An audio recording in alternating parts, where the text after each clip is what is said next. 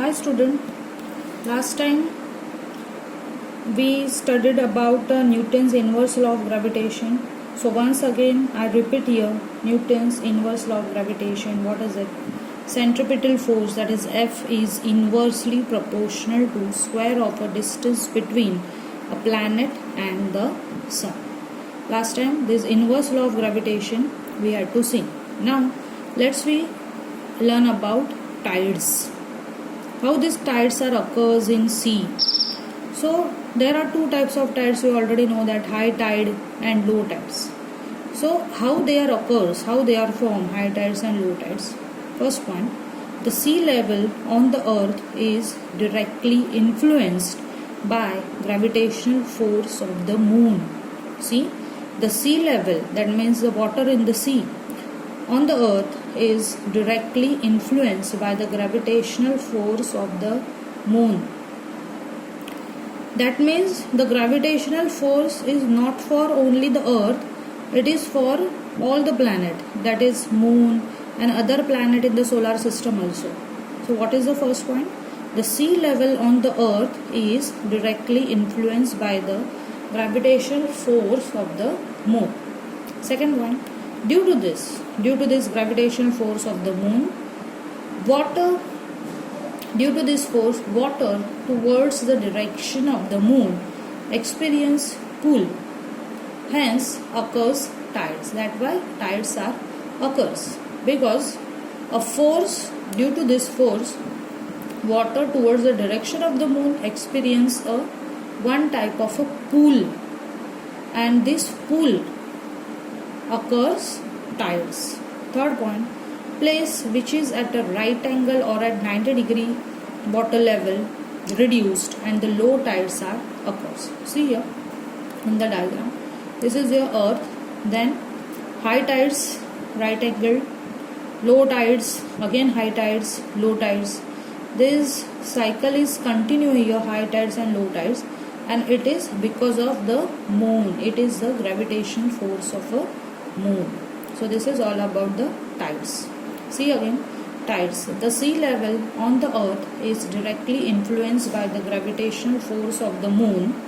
Due to this force, water towards the direction of the moon experience a pull, hence occurs tides. Here the water experience a pull, and that's why tides are occurs. Place which is at a right angle or at 90-degree water level, see here, right angle or a 90-degree, it reduces the level of water, and here the low tide occurs.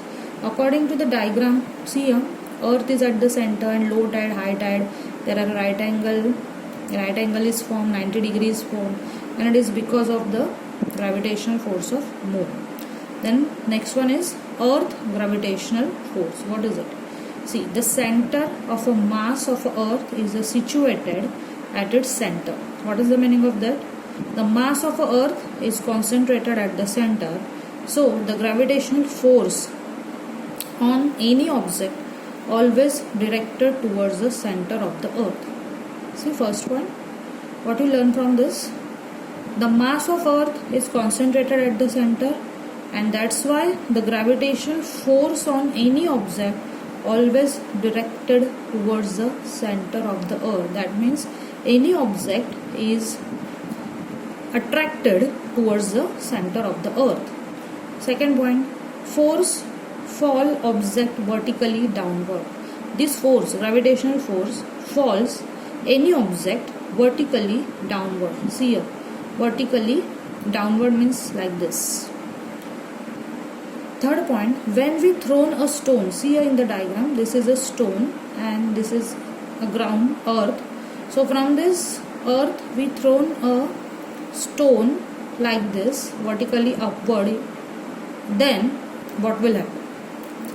When we throw a stone vertically upward, force tries to pull it down and reduce its velocity. Of course, whenever any stone you have to thrown vertically upside, then the earth pulls it downside like this, because earth has a gravitational force, and that's why it pulls every object towards itself, and the direction is downward pull. It is a downward side like this.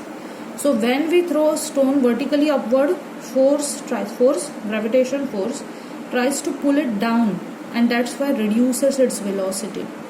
And at a particular point it becomes zero, the velocities become zero. See here, because of a constant downward pull, the earth constantly pull this stone downward side, and that's why velocity of this stone is become zero at a particular time after a while. So this is about earth gravitational force. Thank you.